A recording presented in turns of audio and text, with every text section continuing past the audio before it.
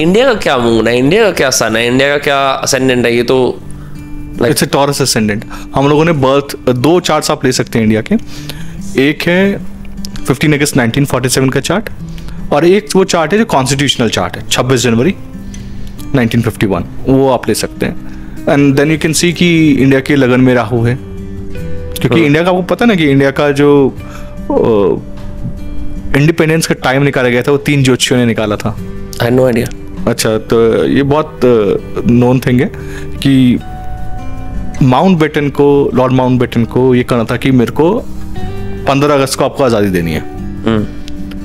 अब विंडो नहीं है, क्योंकि आप क्या चेंज करोगे, आपसे बेस्ट मुहूर्त चुनना है। तो 3 ज्योतिषियों ने बैठ के कहा कि एटलीस्ट ना अभिजीत मुहूर्त ले लेते हैं। तो रात के 12 बजे अभिजीत मुहूर्त होता है, तो इसलिए 15 अगस्त 1947 रात के 12 बजे अभिजीत मुहूर्त के अंदर भारत को आज़ादी दिलवाई गई। स्थिर लग्न लिया, स्थिर नवांश लग्न लिया, ताकि स्टेबल रहे कंट्री।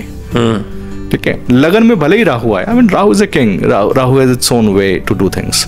राहु टॉरस में आया, केतु 7th हाउस में आया, और बाकी बहुत सारे प्लैनेट्स 3rd हाउस में चले गए उस टाइम पीरियड पे। Mars is in 2nd house.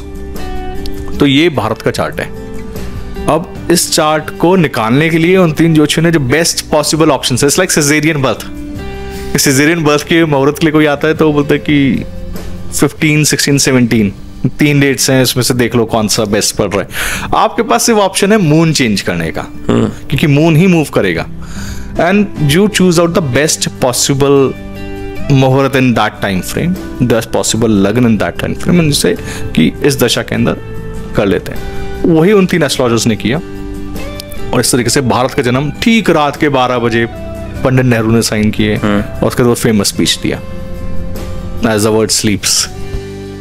And I think we should be thankful to those astrologers who make pick up this मुहूर्त, क्योंकि ये मुहूर्त अगर नहीं होता ना, और दशा का सीक्वेंस उनको देखना था कि दशा का सीक्वेंस कौन सा मिलने वाला है हमें। वो शुक्र की महादशा जब आई ना, तो it was a perfect way to deal with that.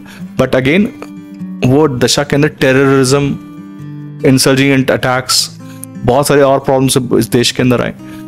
But actually at least we made money, we became stable. Then after this sun dasha came in, and now in Mars mahadasha we are going to be in extremely different kind of a mindset. India जो खुल के पंगे ले रहे हैं ना दूसरे, तो अभी इंडिया इज स्पीकिंग आउट। तो ये पंगे इवेंचुअली आके 2024 के मई के बाद से भारी पड़ेंगे। मेरे को तो अच्छा भी लग रहा है इंडिया की खुल के देश दुनिया भर में बदतमीजी चल रही है। हाँ, इट्स अ वंडरफुल टर्म। लेकिन हाँ अभी कर रहा है ना, क्योंकि India is not afraid of it.